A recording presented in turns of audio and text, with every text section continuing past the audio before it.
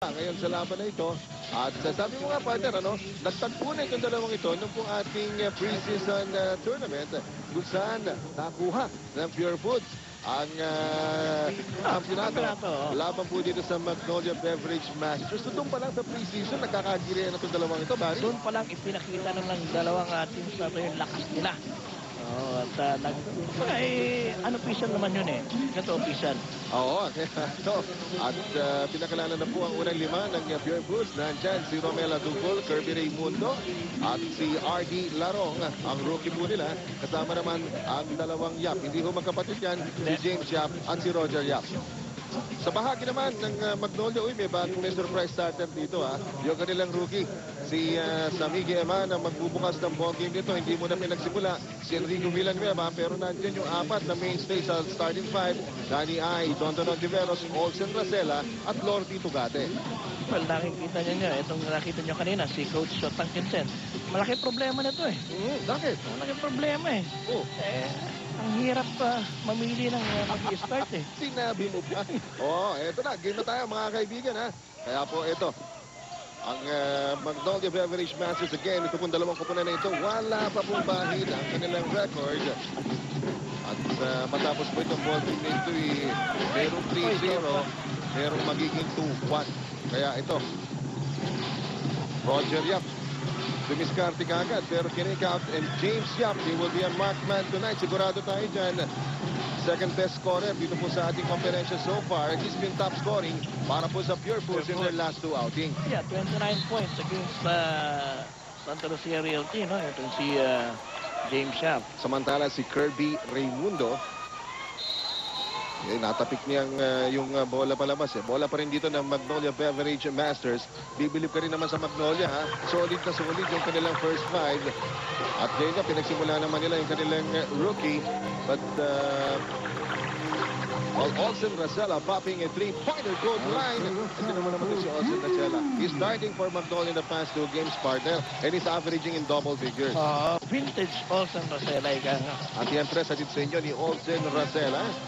Alam mo si Olsen, quick to comment yung kanyang backup rule. Nandiyon sila LA Tenorio. Alam naman niya, abot na yung panahon, higangan na talagang sila LA na mag-take over. Pero ako muna ngayon. Lalatag ko muna sa inyo, sabi niya. Samantala, alayo na. Meron ka pang Jonas Villanueva dyan eh. Hindi na sinasadong sakit ng ulo ni Coach Shotang Vincent. Samantala ito si Danny Ildefonso with an easy layup. Nakita niyo po ba yung plaster? Noong nakaraan yun eh. Sa laban sa Santa Lucia, di ba? Ibang klase yung bakmaka na yun. Pagkat Santa Lucia nga, again, controlling 3/4 of the game. Biglang pumutok. Itong si pumutok ang si Don Ontiveros. But just to show you, gaano ka-pisikala na nga. Ito nagiging laro natin dito.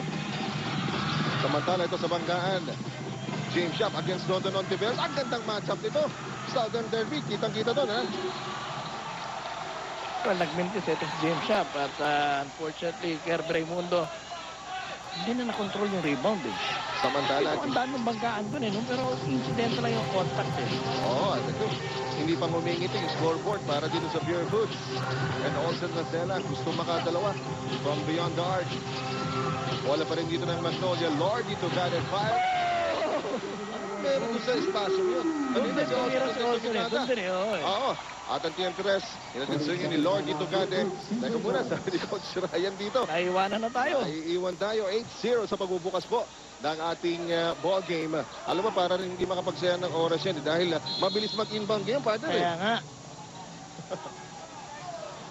So, ito.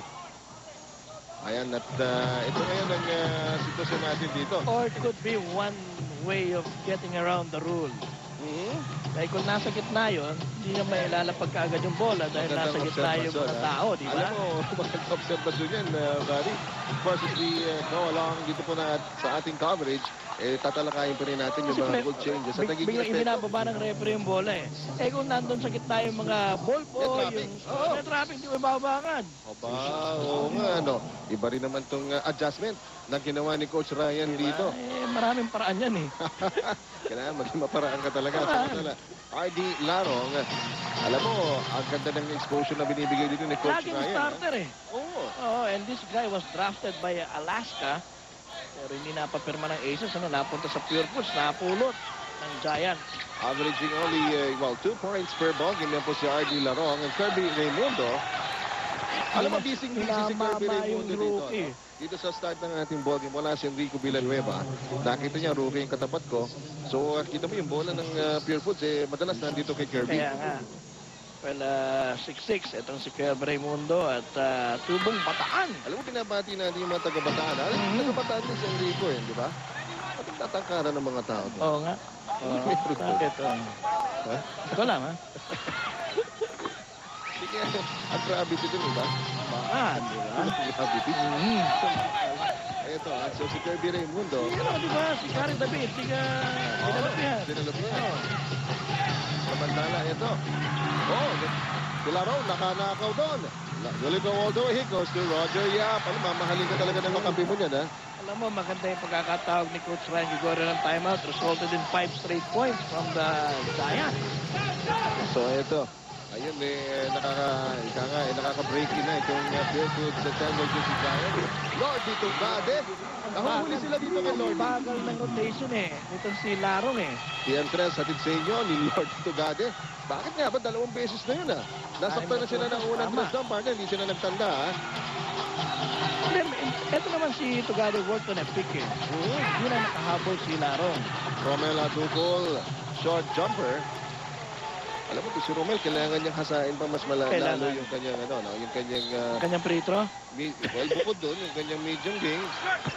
James Yap, tabyos yung kanyang long shot. Kaguluhan sa traveling na yun.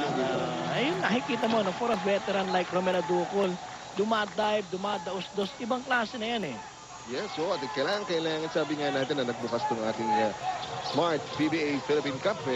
Only the quickest, the fastest, and the strongest will survive. Sila ang nadali ito yata. Mukhang yung bewang Tuhod. Tuhod ba? Tuhod, nagkabungguan Wow. Mabilis kagad humingi ng substitution. Itong si... sa coach niya, itong si RD Larong, pinasok. Itong si PJ Simon, hindi pa siya pasok sa script, pero kailangan na siyang ipasok dahil dito kay RD Larong. Nagbabalik itong si PJ Simon, dahil nasuspend ito ng 1 game, hindi ito nakapaglaro against Falcon Tex dun sa Dumaguete, pero he announced his return. Kung nakita niya sa jumper. Mabilis na mabilis. Coming off the bench, ito po si Peter Jun Simon. He's averaging 9 points per ball game. And also Nagsala. Wala na sa initira, wala sa gilid. Lumaban na ito si Romel. Talagang katapangan Kaya naman ito si Romel Adugol, sabi niya, he's been watching his temper. At dahil the past 2 games, madali yung nag-iinit. Ito si Romel Adugol, samantala. Diba nga, unang lang game against Santa Lucia, diba? Ilang beses, pinagsasabihan pa siya ni Kirby. So, ito, unang foul. Tinawag ito kay Lord Ditugadi at si PJ Simon. Muli nasa linya. Wala sa makilala, North Cotabato. Third straight point. Si PJ Simon at ito si Samige.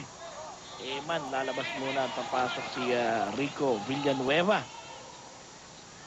So ito tuloy na yung big time banggaan natin dito. Kirby versus Enrico Villanueva. Meanwhile, 2 for 2 para dito kay Peter Jun Simon. At ito, kumakatok-katok na ang Pure Foods Energy si Giants dito sa Magnolia Beverage Masters. First quarter pa lang mga kaibigan, mahaba pa itong basketball. Wow! Tugade, ulit na naman ang net. Ang Tiandras, hatid sa inyo.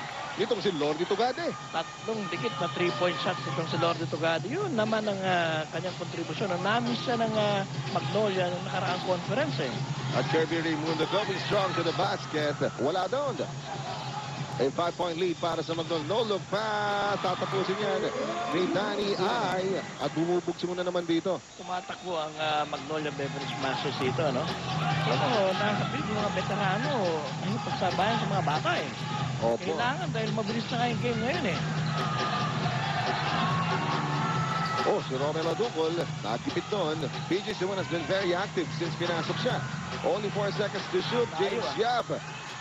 Ito si James Yap, still scoreless dito sa ating ball game. Samantala, rejected doon si PJ Simon. Hindi nakagulang si Kirby Raimundo doon.